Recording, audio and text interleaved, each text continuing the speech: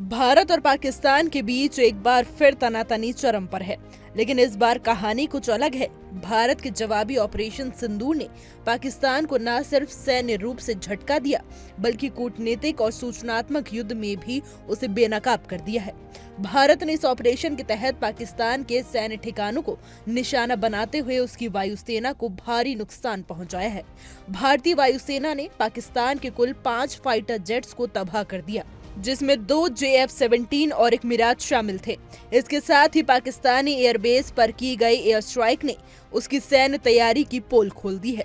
लेकिन असली कहानी तब शुरू हुई जब पाकिस्तान के विदेश मंत्री इशाक डार ने झूठे दावे कर दुनिया की आंखों में धूल झोंकने की कोशिश की। संसद में खड़े होकर डार ने दावा किया कि ब्रिटिश के प्रतिष्ठित अखबार द डेली टेलीग्राफ ने पाकिस्तान एयरफोर्स की जमकर तारीफ की है।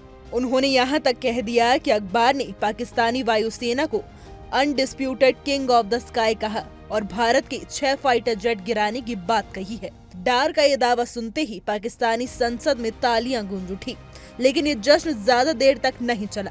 पाकिस्तान के ही अखबार द डॉन ने इस बयान का फैक्ट चेक किया और सच्चाई उजागर की। द डॉन ने साफ बताया कि जिस आर्टिकल का हवाला इशाक डार दे रहे हैं, वो असल में एक AI जनरेटेड इमेज थी, ना कि कोई असली रिपोर्ट। यानी पाकिस्तान के विदेश मंत्री ने देश की संसद में नकली खबर के आधार पर झूठा गौरव बटोरने की कोशिश की।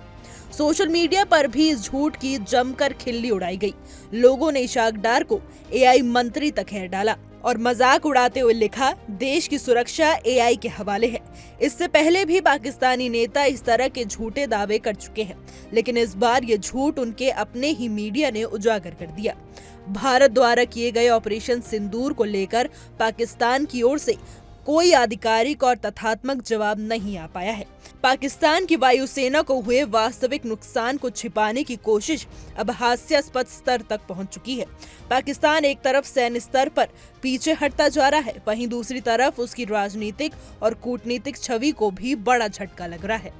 भारत की ओर से अब तक इस पर कोई भड़काऊ बयान नहीं आया है, लेकिन ये साफ है कि ऑपरेशन सिंदूर के जरिए भारत ने दिखा दिया है कि वो न सिर्फ रणनीतिक तौर पर सक्षम है, बल्कि जवाबी कार्रवाई के लिए पूरी तरह तैयार भी है। तो दोस्तों, पाकिस्तान की फजीहत सिर्फ जमीनी हकीकत से नहीं हो रही, बल्कि वो खुद अपने झूठ के जाल में ही बुरी तरह फंसता जा रहा है। अब देखने वाली बात ये होगी कि अगली बार पाकिस्तान कोई बयान देने से पहले सच्चाई की जाँच करता है या फिर एक और AI जनरेटेड खबर लेकर आ जाता है। हमारी आज की रिपोर्ट में बस इतना ही।